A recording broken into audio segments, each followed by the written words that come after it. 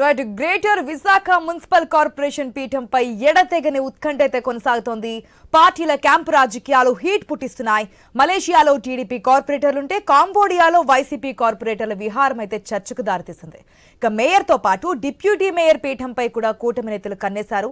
అవిశ్వాసం నెగ్గితే గనక మేయర్గా టీడీపీ నేత అధికారం చేపట్టే అవకాశం ఉంది. అటు జనసేన నుంచి కూడా డిప్యూటీ మేయర్ ఎన్నికయ్యే అవకాశాలు కనిపిస్తుండడంతో ఆ డిప్యూటీ మేయర్ పదవికి సంబంధించి చాలా మంది ఆశావాహులు జనసేనలో కూడా క్యూ కడుతున్నటువంటి సిచ్యువేషన్ మనకు కనిపిస్తోంది. ఇక మేయర్ రేస్లో TDP floor leader Peela Srinivasarao పేరైతే తెరపైకి వచ్చింది.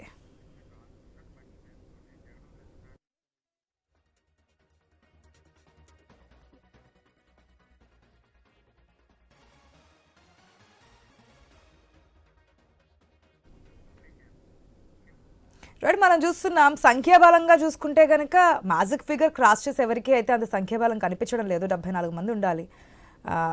కానీ అంత స్థాయిలో మనకైతే ఇద్దరు పార్టీల నుంచి, అటు వైసీపీ నుంచి కావచ్చు, టీడీపీ నుంచి కావచ్చు, అటు కూటమి నుంచి కావచ్చు, వైసీపీ నుంచి కావచ్చు, సరైన సంఖ్యాబలం అయితే ఎవరికి లేదు. కానీ 19వ తేదీన జరిగే ఎన్నికలకి ఇప్పటి నుంచే విహారయాత్రలు కార్పొరేటర్లని కాపాడుకునే ప్రయత్నాలు అయితే చేస్తున్నారు.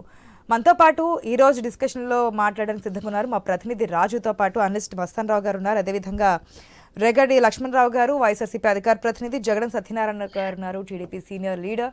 వెరీ గుడ్ ఆఫ్టర్నూన్ అండి. ఫస్ట్గా మా ప్రతినిధి రాజు దగ్గర నుంచి అప్డేట్స్ తెలుసుకుందాం. వెరీ గుడ్ ఆఫ్టర్నూన్ రాజు. మనం చూస్తున్నాం కూటమి అధికారంలోకి వచ్చిన తర్వాత మేయర్గా ఈ లోకల్ బాడీ ఎన్నికల మీద పూర్తి ఫోకస్ పెట్టింది మేయర్, డిప్యూటీ మేయర్. పీఠాలని కైవసం చేసుకోవడానికి, కార్పొరేటర్లని తన వైపు తిప్పుకోవడానికి ఆ పీఠాల మీదే ఎక్కువగా ఫోకస్ చేసినట్టు మనకు తెలిసింది. మెయిన్గా విశాఖ అనేది చాలా పెద్దది. దానికి సంబంధించినటువంటి వ్యూహాలు, ప్రతి వ్యూహాలు కూడా కూటమి నుంచి ముందుకెళ్తున్నటువంటి సిచ్యువేషన్. మలేషియాకు పంపించారు, శ్రీలంకకు పంపించారని కూడా చాలా ఊహాగానాలు వినిపిస్తున్నాయి. అక్కడి నుంచి పంపిస్తున్నారు, తరలిస్తున్నారని. 19వ తేదీ జరిగే ఎన్నికకి ఇప్పటి నుంచి కూడా ఒక వేలు అయితే వెళ్తున్నారు. ఇద్దరికి సరైన సంఖ్యాబలం అయితే ఇద్దరికి కనిపించట్లేదు. ఎక్కడి వరకు వచ్చే అవకాశం ఉందనుకోవచ్చు ఎన్నికలకు సంబంధించిన డీటెయిల్స్ ఏంటి? Good afternoon Asha. ఏదైతే greater Visakha municipal corporation GVMC రాష్ట్రంలోనే అతిపెద్ద కార్పొరేషన్ అయితే కూటమి ప్రభుత్వం అధికారంలోకి వచ్చిన తర్వాత స్థానిక సంస్థల మీద దృష్టి పెట్టింది. ఈ నేపథ్యంలోనే పార్టీల మార్పులతో పాటు పార్టీల పదవుల్ని కైవసం చేసుకునే కార్పొరేషన్లు, చైర్మన్లు పదవుల్ని కైవసం చేసుకునే పనిలో కూటమి నేతలు అయితే పడ్డారు. ఈ నేపథ్యంలోనే ఇదే వరవడిలో అతిపెద్ద కార్పొరేషన్ అయినటువంటి విశాఖపట్నానికి సంబంధించి కూడా ఆ కూటమి నేతలు దృష్టి పడింది. ఈ నేపథ్యంలో గత నెల 22వ తారీఖున ప్రస్తుతం వైఎస్ఆర్ కాంగ్రెస్ పార్టీ నుంచి ఉన్నటువంటి మేయర్ మీద అవిశ్వాస తీర్మానం అయితే నోటీస్ అయితే జారీ చేయడం జరిగింది. నోటీసు నేపథ్యంలోనే మున్సిపల్ కమిషనర్ గా ఉన్నటువంటి జిల్లా కలెక్టర్ హరీంద్ర ప్రసాద్ ఈ నోటీసు సంబంధించి కూడా ఈ నెల 19వ తేదీన బల పరీక్ష నిరూపించుకోవాలని చెప్పి, బల పరీక్షలో పాల్గొవాలని చెప్పి కూడా నోటీస్ అయితే కూడా ఆ ప్రకటన కూడా జారీ చేశారు. ఈ ప్రకటన అంటే గత నెల 22వ తారీఖున ఏదైతే అవిశ్వాస తీర్మానానికి నోటీస్ ఇచ్చినటువంటి టీడీపీ, జనసేన, బీజేపీ నేతలు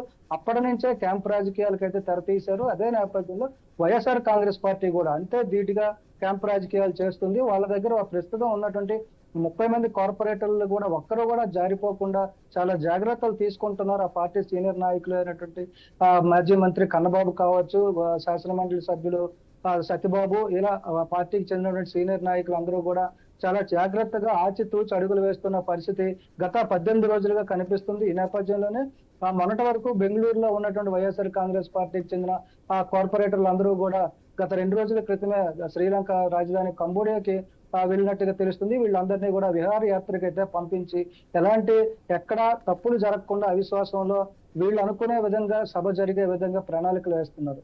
ఇదే నేపథ్యం ఎంతో ఉత్సాహంతో టీడీపీ నాయకులు అయితే నోటీస్ ఇచ్చారు. తర్వాత అయితే వాళ్ళకి అసలు విషయం బోధపడినట్టుగా తెలుస్తుంది.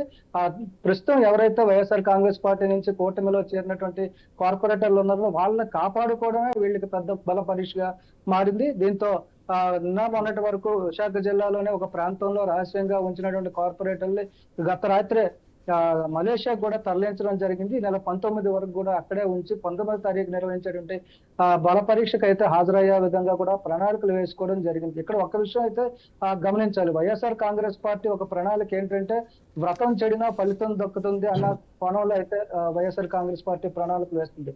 ఎందుకంటే ప్రస్తుతం రేపు 19వ తారీఖున బల పరీక్ష జరగాలి అంటే క్వారం కావాలి. ఆ క్వారం కావాలి అంటే దాదాపు 74 మంది సభ్యులు హాజరవ్వాల్సింది. ఈ 74 మంది బలం అయితే టీడీపీకి లేదు. ప్రస్తుతం 71 మందే ఉన్నట్టుగా తెలుస్తుంది. మరి సిపిఐ సిపిఎం కి చెందినటువంటి ఒక ఇద్దరు కార్పొరేటర్లు ఉన్నారు. వాళ్ళు బల పరీక్షకి హాజరవుతారా లేదా? ఒకవేళ వాళ్ళిద్దరు అయినా కూడా ఇంకా ఒక కార్పొరేటర్ అయితే రావాల్సిన పరిస్థితి ఉంది. మరి ఆ ఒక్కరు ఎవరు అనే దాని మీద కూడా దృష్టి ఉంది. మరి సిపిఐ సిపిఎం నుంచి అంటే వామపక్ష కార్పొరేటర్లు వస్తారా రారా అది కూడా ప్రస్తుతం సస్పెన్స్ గా ఉంది. ఇది కూటమి నేతలకి ఇప్పుడు పడిన విషయంగా ప్రస్తుతం అయితే ఉంది. ఒకవేళ కోరం లేకుండా సమావేశం జరగకుండా ఆగిపోతే వైఎస్ఆర్ కాంగ్రెస్ పార్టీ నుంచి ఉన్నటువంటి మేయర్ హరి వెంకట కుమార్ ఎవరైతే ఉన్నారో అలా యథావిధిగా మిగతా 11 నెలల్లో కూడా పదవిని అనుభవించే అవకాశాలే కనిపిస్తున్నాయి. కాబట్టి మరి దానికి సంబంధించి కూడా ఎలాంటి ప్రణాళికలు వేస్తున్నారు, రేపొద్దున్న సమావేశానికి వైఎస్ఆర్ కాంగ్రెస్ పార్టీ పూర్తిగా దూరంగా ఉంటుంది అనే చర్చ అయితే జరుగుతుంది. మరి ఈ నేపథ్యంలో 19వ తారీఖు జరిగినటువంటి సమావేశం ఏదైతే ఉందో దాంట్లో టీడీపీ, బీజేపీ, జనసేనకు సంబంధించిన 71 మంది అయితే ఖచ్చితంగా హాజరవుతారు. అయితే ప్రస్తుతం టీడీపీ నేతలే కార్పొరేటర్లే కేవలం క్యాంపు రాజకీయాలకు వెళ్ళారు, క్యాంపులకు వెళ్ళారు. జనసేన క్యాంపులకు దూరం అంటూ కూడా ఇటీవల మంత్రి జనసేన మంత్రి కూడా నాదెండ్ల మనోహర్ ప్రకటించిన నేపథ్యంలో జనసేనకు చెందినటువంటి కార్పొరేటర్లు అంతా కూడా విశాఖపట్నంలోనే ఉన్నారు. కాబట్టి వాళ్ళు ఎలాంటి క్యాంపు రాజకీయాలు చేయలేదు. టీడీపీ, జనసేన క్యాంపు రాజకీయాలు చేస్తున్న నేపథ్యంలో 19వ తారీఖు బల పరీక్ష వీళ్ళకి ఒక అగ్ని పరీక్షగా మారిందని చెప్పుకోవచ్చు. ఎస్ రాజు, ఒక నిమిషం. ఎస్ మస్తాన్ రావు గారు ఉన్నారు మనతో పాటు. గుడ్ ఆఫ్టర్నూన్ మస్తాన్ రావు గారు. హలో మస్తాన్ రావు గారు, నమస్తే అండి. హలో మస్తాన్ రావు గారు. హలో వినపడుతుందా మేడం? వినిపిస్తుందండి. నా ఆడియో క్లియర్ గా వినిపిస్తుందా మీకు? ఆశా గారేనా? అవునండి, వినిపిస్తుంది.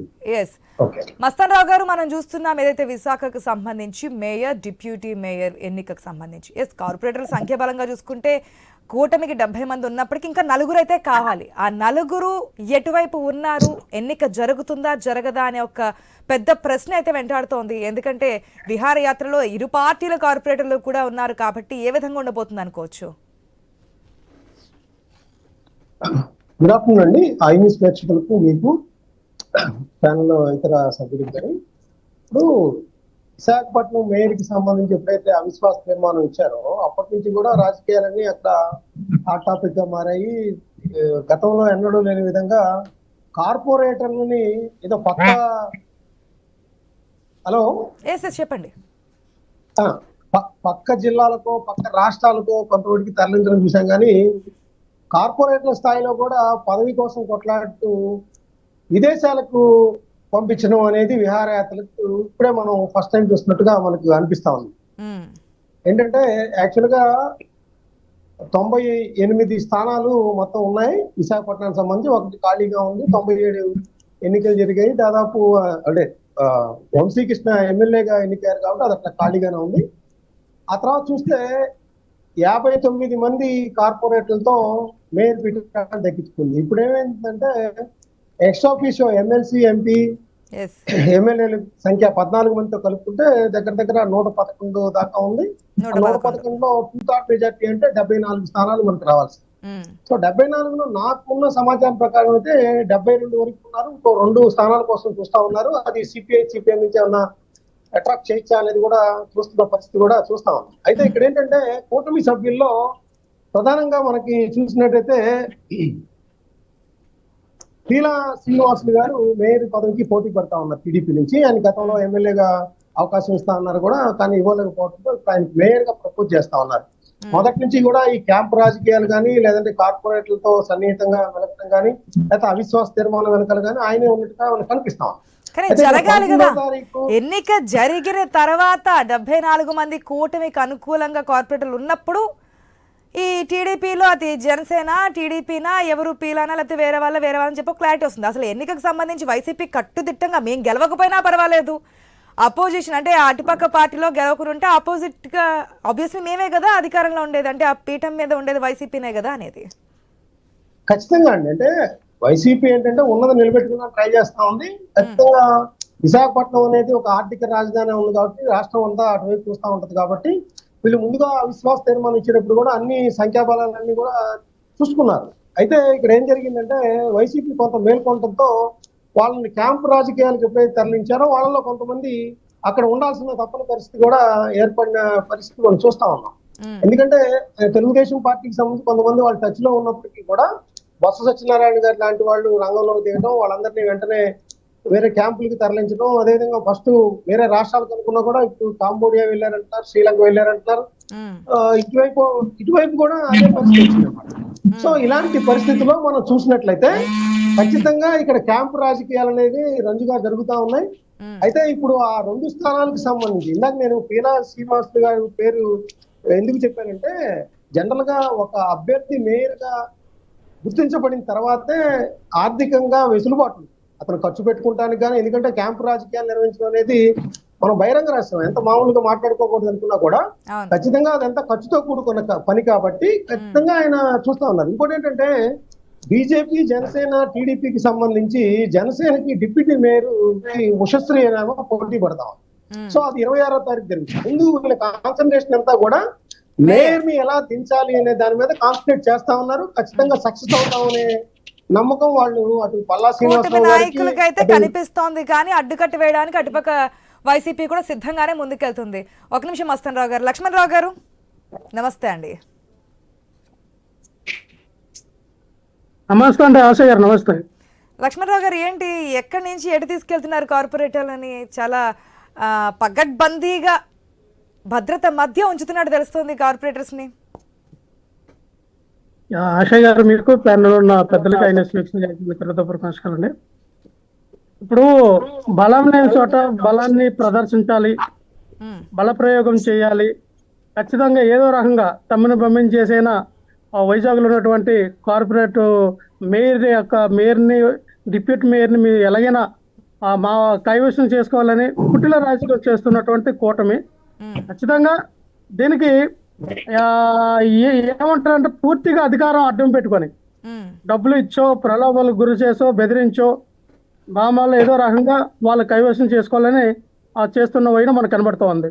సో ఇక్కడ ఏమాత్రం కూడా ఇక ఈ వైఎస్ఆర్ పార్టీ నుంచి గెలిచినటువంటి కార్పొరేటర్లందరూ కూడా వాళ్ళ పార్టీలోకి ఆహ్వానించి ఈ రోజున రేపు 19వ తారీఖున ఏదైతే మరి అవిశ్వాస తీర్మానానికి ప్రవేశపెడతా ఉన్నారో ఖచ్చితంగా ఇక్కడ మళ్ళీ వైఎస్ఆర్ పార్టీ కైవసం చేసుకుంటుంది. అందులో ఎటువంటి అవట్లేదు. లేదంటే 19వ తేదీన కార్పొరేటర్ తీసుకొచ్చి మీకు అనుకూలంగా ఓటేయించబోతున్నారా? ఖచ్చితంగా మాకు తీసుకొచ్చి మాకు అనుకోవాలని కాదండి, ఖచ్చితంగా మా కార్పొరేటర్ మాకు వాళ్ళు ఏ పార్టీలు ఉన్నా మా కార్పొరేటర్ మాకు ఓటేస్తారు. ఇప్పుడు చేసే ప్రయత్నమా అంటే సంఖ్యాబలం 74 మంది కావాలి.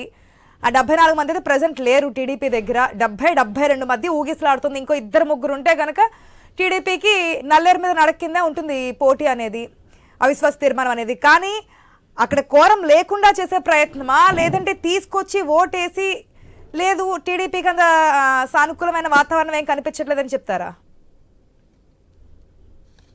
ఖచ్చితంగా అండి. ఇక్కడ ఎలా ఉందంటే ఇప్పుడు కోరానికి ఏమైనా ఉంటుందా లేదా, కోరానికి చేయకన్నా చేయాలా అన్న ఉద్దేశం అయితే ఖచ్చితంగా ఇక్కడ మరి బొత్స సత్యనారాయణ గారు అక్కడంతా చూసుకున్నారు కాబట్టి పెద్దలు క్యాంప్ రాజకీయం అనేది టీడీపీ జనసేన పార్టీ వాళ్ళు చేశారు. ఎక్కడ కూడా మా పార్టీ నుంచి కార్పొరేటర్ని మేమేమో కంబోడియా, శ్రీలంక లేకపోతే ఎక్కడికి పంపించలేదు.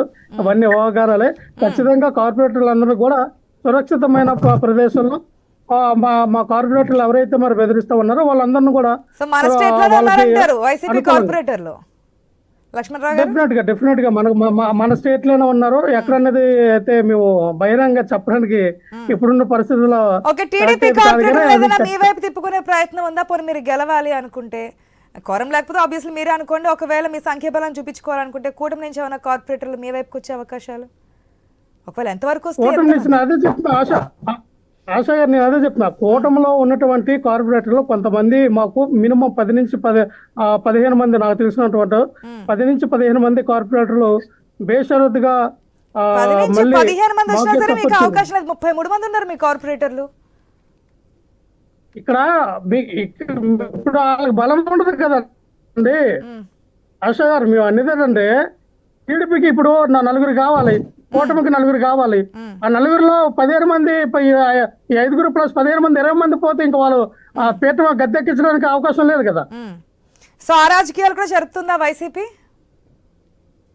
డెఫినెట్ గా అంటే మేము చేసింది కాదు కానీ మాకు అనుకూలంగా ఓటేయడానికి రెడీగా ఉన్నారు వాళ్ళు. ఖచ్చితంగా చూడాలి ఏం జరుగుతుంది అనేది. రేపు 19వ తారీఖున అయితే ఎట్టి పరిస్థితుల్లో కూడా టీడీపీ కైవసం చేసుకోవడానికి వాళ్ళు ప్రయత్నం చేస్తున్నారు కానీ అయ్యే పరిస్థితుల్లో కనబడట్లేదని మా యొక్క ఉద్దేశం అండి. ఓకే, ఒక్క నిమిషం. ఎస్ సత్యనారాయణ గారు నమస్తే అండి. నమస్కారం మేడం. ఎట్లా ఉండబోతుంది అనుకుంటున్నారు ఎలక్షన్? మీరు ఎక్కడ తీసుకెళ్ళారు? ఎస్ సత్యనారాయణ గారు వినిపిస్తుందా? హలో మేడం, అక్కడ ఉన్న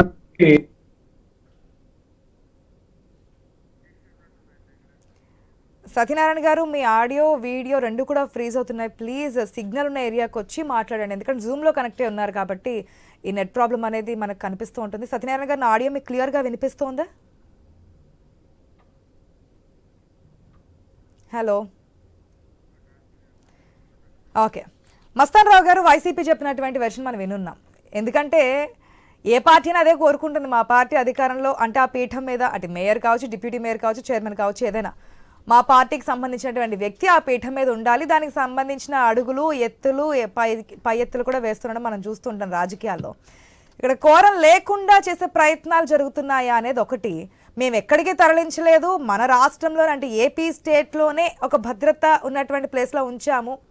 ఇంకొక ఇద్దరు కావాలి కదా, ఎటు చూసినా సరే ఇంకొక ఇద్దరు కావాలి. మా వైపు ఇంకో 10-15 మంది కూటమి కార్పొరేటర్లు చూస్తున్నారు కాబట్టి అవకాశం లేకుండా ఉంటుంది. మా పార్టీకి సంబంధించి కార్పొరేటర్లు మాకే ఓటేస్తారంటున్నారు, అంటే ధీమా వ్యక్తం చేస్తున్నారు. ఏ విధంగా ఉండే అవకాశం ఉంది అనుకోవచ్చు మస్తాన్ రావు గారు? ఇప్పుడు అధికార పక్షానికి ఎట్లా అడ్వాంటేజ్ ఉంటుంది? యాక్చువల్ గా నేనైతే ఏమంటానంటే, నైతికంగా 1 సంవత్సరమో 8 నెలల కాలమో ఉండే మేయర్ పదవి కోసం ఈ విధమైన నైతిక విరోధకాలు ఇవ్వడం అనేది సరికాదు. కానీ అక్కడ జరుగుతున్న రాజకీయ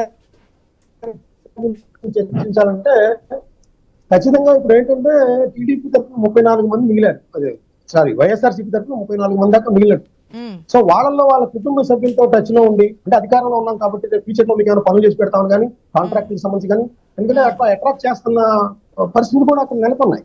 సో వాళ్ళు ఒకవేళ అటెండ్ అయినప్పటికీ కూడా వాళ్ళల్లో ఒకళ్ళిద్దరు వైసీపీలో భీమిలి ఎక్స్ఎమ్మెల్యే ప్రియాంక టీడీపీ గూట్లో అంటే టీడీపీ వైపు చూస్తున్నట్టు తెలుస్తోంది కదా, రాజీనామా చేస్తూ. అక్కడ 34-33 అయిపోయింది వైసీపీకి సంబంధించి. అదే మేడం, నేను అనేది ఆ 33 మందిలో కూడా ఒకళ్ళిద్దరిని అట్రాక్ట్ చేయొచ్చని వాళ్ళ కుటుంబ సభ్యులతో కూడా కొంతమంది కాంటాక్ట్ లో ఉన్నారు.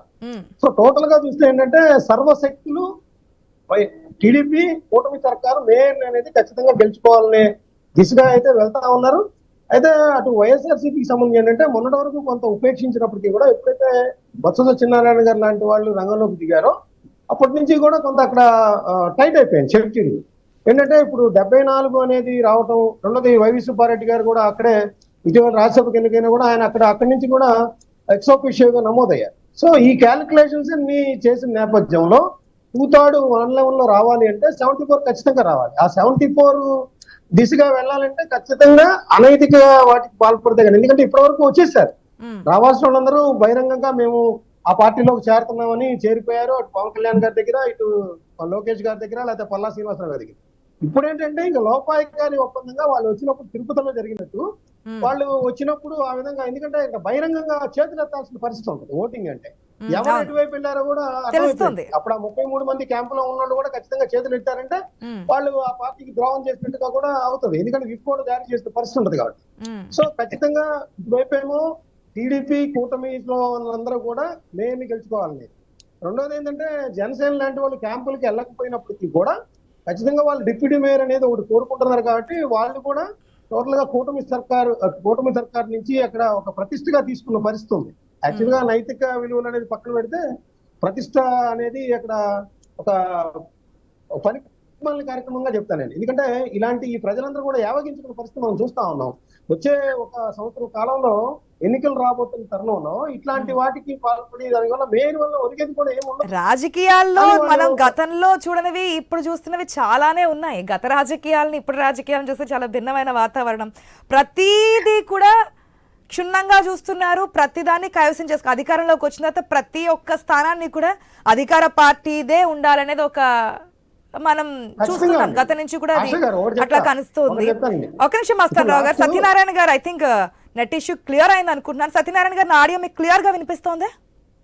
నాకు ఇన్వెస్ట్ మేడం. ఎస్ సత్యనారాయణ గారు, ఏంటి కోరం వచ్చే పరిస్థితి ఉంటే ఏ విధంగా ముందుకెళ్ళబోతున్నారు? మేయర్ పీఠానికి సంబంధించి క్యాండిడేట్ను కూడా డిక్లేర్ చేసుకున్నట్టు తెలుస్తోంది మేడం, ఎందుకంటే ఆ రోజు 98కి 59 వాళ్ళకు వచ్చినా కూడా వాళ్ళ అక్కడ ఉన్నటువంటి అప్పుడు వైవి సుబ్బారెడ్డి గారి మరి విజయసాయి రెడ్డి గారి అక్కడ నుంచి కొత్త సత్యనారాయణ గారు దూరంగానే ఉన్నాను అప్పుడు వాళ్ళ వరకు కూడా గెయిన్ అవ్వగలిగారు. కానీ ఈరోజు మాకు దగ్గరగా అవకాశాలు వచ్చాయి. ఎస్ చెప్పండి. మళ్ళీ ప్లీజ్ అయినట్టు ఎస్ సిగ్నల్ ఇష్యూ అయితే కనిపిస్తుంది క్లియర్గా. సత్యనారాయణ గారు ప్లీజ్ నెక్స్ట్ టైం కనెక్ట్ అయినప్పుడైనా సరే సిగ్నల్ ఉన్న ఏరియాకి వచ్చి మాట్లాడండి. మీ పాయింట్ అనేది ప్రజలకు వెళ్ళే అవకాశం అయితే ఉంటుంది. యాక్చువల్గా ఇందాక వర్ష గారు నేను ఒకటి చెప్తా ఉన్నా, ఇందాక కంప్లీట్ చేసి మీరు అవకాశం ఇస్తే. Okay okay. యాక్చువల్ గా గతంలో మనకి ఇప్పుడు ఎవరైతే అధికారంలో ఉన్న లోకల్ బాడీ సంబంధించున్నారో అప్పుడు కూడా అదే ఎలక్షన్ కమిషన్ వీళ్ళ అధికారం ఎవరైతే అధికార పార్టీలో ఉన్న వైసీపీ అడ్డం పెట్టుకొని అసలు కొంతమందిని నామినేషన్లు వేయడానికే లేదు. రెండోది దాదాపు వందల సంఖ్యలో ఏకగ్రీవాలు చేసేసుకున్నారు. సో అలాది కూడా ప్రజాస్వామ్యానికి మంచిది కాదు. ఇప్పుడు అలాంటి ఎన్నికైన కార్పొరేటర్లే వేరే పార్టీలకు ఫిరాయిస్తా ఉన్నారు. ఆ రోజు కొద్దిగా అధికారం ఉందని ఎవరైతే ఏకగ్రీవంగా అవతల వాళ్ళు నామినేషన్లు వేయకుండా నయానా భయానా బెదిరింపులకో లేకపోతే ప్రలోభాలకో లేకపోతే ఇంకే రకంగా, ఎందుకంటే అనేక రకాల వార్తలు చూసాం మనం. ఆ రోజు నామినేషన్లు వేస్తుంటే చించేస్తున్న పరిస్థితి, లేకపోతే గ్రూపులుగా వెళ్ళి లేకపోతే పోలీసులు కొంతమంది సపోర్ట్ చేయడం ఇవన్నీ కూడా చూసాం. సో అలాంటి నాయకులు ఇట్లా ఫిరాయింపులకు పాల్పడకుండా ఉంటారంటే ఎటువంటి సందేహం లేదు. అదే కనిపిస్తా ఉంది. అలాంటి అప్రజాస్వామికంగా ఎన్నికైన వాళ్ళు ఎక్కడి నుంచో స్టార్ట్ అయింది, ఎటో వెళ్తోంది. రాజకీయాల్లో కొత్త ఒరవడికలు సిద్ధాంతాలు మనం చూస్తూనే ఉన్నాం. అది గత నుంచి వస్తున్నాయి, కొన్ని అయితే మళ్ళీ దానికి కాస్త యాడింగ్ అనేది జరుగుతుంది. ఇప్పుడు కూటమి సర్కారు 164 గెలుచుకున్నప్పుడు కొంత ఉన్నతనంతో రాజకీయాలు చేస్తే బాగుండేది. ఒక సంవత్సరం 8 నెలల్లో పదవి కాలం కోసం ఈ విధమైన రాష్ట్ర వ్యాప్తంగా మండల పరిషత్తుల్లో, మున్సిపాలిటీల్లో, కార్పొరేషన్లలో ఒక విధమైన ఒక అన్రెస్ట్ వస్తా ఉంది. అక్కడ ఈ ప్రజల్లో కూడా ఇదంతా ఎందుకు, ఈ పదవుల కోసం ఎందుకు కొట్టుకుంటున్నారు? ఎందుకంటే అక్కడ తెలుగుదేశం పార్టీలో గతంలో నుంచి ఉన్న వాళ్ళందరూ కూడా ఇప్పుడు వైసీపీ వాళ్ళు వచ్చి అక్కడ చేరుతుండేసరికి అదొక వాళ్ళ పార్టీలో కూడా అసంతృప్తి రేకెత్తా ఉంది. ఇదేంటి ఇప్పుడు దాకా మేము వాళ్ళతో కొట్లాడాం, వాళ్ళు మా మీద కేసులు పెట్టారు, ఇప్పుడేమో వాళ్ళు వచ్చి మాతో పాటు అధికారాన్ని పంచుకోవడానికి వస్తా ఉన్నారంటే తెలుగుదేశం పార్టీ అటు జనసేన అటు బీజేపీలో కూడా అసంతృప్తి రేకెత్తుంది. ఇప్పుడు వాళ్ళు ఎందుకు చేర్చుకుంటున్నారు అనవసరంగానే. సో వాటికి కూడా సమాధానాలు చెప్పుకోవాల్సిన అవసరం కూడా ఉంటది, ఇటు ప్రజలకు కూడా సమాధానం చెప్పుకోవాల్సిన అవసరం ఉంటది. అదేది నేను చెప్తాను. ఎస్ ఫైనల్గా ఏం చెప్తారు లక్ష్మణరావు గారు? ఎట్లా ఉండబోతుంది 19వ తేదీన? ఎట్లాగ సిటీలోనే ఉన్నారు కాబట్టి ప్లేస్ అనేది సీక్రెట్గా మెయింటైన్ చేస్తున్నారు కాబట్టి కోరం ఉండే విధంగానే, కోరం లేకుండానే మీ సీట్ని మీరు కైవసం చేసుకోబోతున్నారా? డెఫినెట్గా అండి. నాకు ఉన్నటువంటి ఇన్ఫర్మేషన్ ప్రకారంగా కోరం లేకుండానే ఉంటుందని తెలుస్తూ ఉంది. ఆశా గారు, మస్తాన్ రావు గారు చెప్తున్నట్టుగా ఈ 10 నెలలకి, ఈ 8 నెలలకి, 9 నెలలకి ఇంత తాపత్రయం పడవలసిన అవసరం అయితే లేదు. ఇప్పుడు ఎంత డిప్యూటీ మేయర్ తీసుకోవాలన్నా సరే డబ్బులతో కూడింది. ఈ కార్పొరేటర్లు ఎలాగైనా వాళ్ళకి డబ్బులు ఇస్తే కానీ ఎవరు రారు. అది వాస్తవాన్ని మనం మాట్లాడుకుందాం. ఈ 10 నెలలకి, 8 నెలలకి ఎందుకు అంత ధనాన్ని వ్యర్థం చేయడం అన్నా, రేపు రేపు ఫిబ్రవరి, మార్చి నెలలో మళ్ళీ స్థానిక ఎలక్షన్లు వస్తాయి. మళ్ళీ మీకు అప్పుడు డబ్బులతో రాజకీయాలు అనేది ఈ రోజు చూస్తున్నది కాదు కదా లక్ష్మణరావు గారు. మీకు తెలుసు గతంలో ఏం జరిగింది, ఇప్పుడు ఏం జరుగుతోంది అనేది. ఏ పార్టీ అతీతం ఏం కాదు కదా. అంటే ఆశా గారు నేను అనేది ఏంటంటే ఒక 2-3 ఇయర్స్ ఒక 2-3 ఇయర్స్ మనకి పదం మీద పట్టుంటే పర్లేదు. ఓకే చూద్దాం మరి 19వ తేదీన ఏ విధంగా 10 నెలల కోసం ఇంత ఓకే ఓకే 19వ తేదీన అయితే ఓకే విశాఖ మున్సిపల్ కార్పొరేషన్లో మేయర్ ఎన్నిక ఏ విధంగా ఉండబోతోంది? ఉన్నవి ఎక్స్ అఫిషియో మెంబర్స్తో కలిపి 111. సో 2/3 మెజార్టీ అంటే 74 కావాలి. టీడీపీకి 70 నుంచి 72 మంది ఉన్నారు. ఇంకా ఇద్దరు కనుక సపోర్ట్ చేస్తే కనుక మేయర్ పదవి అనేది మనకి కూటమికి అనుకూలంగా ఉంటుంది. లేదు అనుకుంటే అక్కడ కోరం ఉండదు కాబట్టి ఎన్నిక జరగదు. ఇప్పుడు ఆల్రెడీ ఏదైతే మేయర్ పీఠ మీద ఉన్నటువంటి వైసీపీ క్యాండిడేటే వెంకట కుమారి అక్కడ ఉండే ఛాన్సెస్ అయితే కనిపిస్తున్నాయి. మరి వైసీపీ స్ట్రాటజీ ఏ విధంగా ఉండబోతోంది 19వ తేదీన ఎన్నిక ఏ విధంగా జరగబోతుంది అనేది కూడా మనం క్లియర్ కట్గా చూద్దాం. ఇది వాళ్ళ special debate. Keep watching I news. నమస్తే.